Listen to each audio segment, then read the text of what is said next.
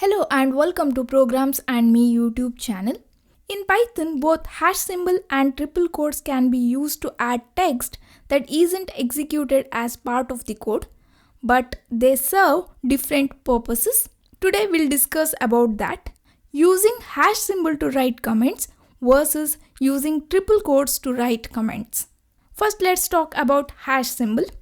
This is the official way to write comments in Python. We'll use hash symbol.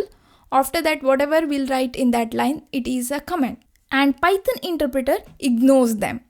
Interpreter skips it entirely, so no performance cost, and comments are not stored in computer memory. And you can't access them during the program execution.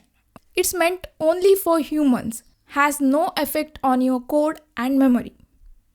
And here you can see the example, right? And if I want to write multi-line comments, then I need to use hash symbol like this multiple times. Okay, this is about writing comments using hash symbol. Next, let's talk about triple quotes. Triple quotes can be used in different ways in Python. One of the way is using triple quotes to write comments, but this is an unofficial way to write comments in Python. Actually, it is not a real comment. It is a string literal. When Python interpreter sees triple quotes, it treats them as string. It will create string object temporarily. Since it is not stored in the variable or returned or used in the program, Python discards it and ignores it at runtime. But it can be accessed at runtime.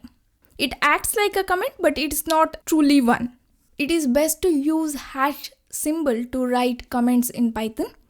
Okay, so this is about comments and official way and unofficial way of writing comments in Python. So that's it for now, guys. Thank you for watching. Don't forget to subscribe to my channel. I will meet you in next class. Till then, take care.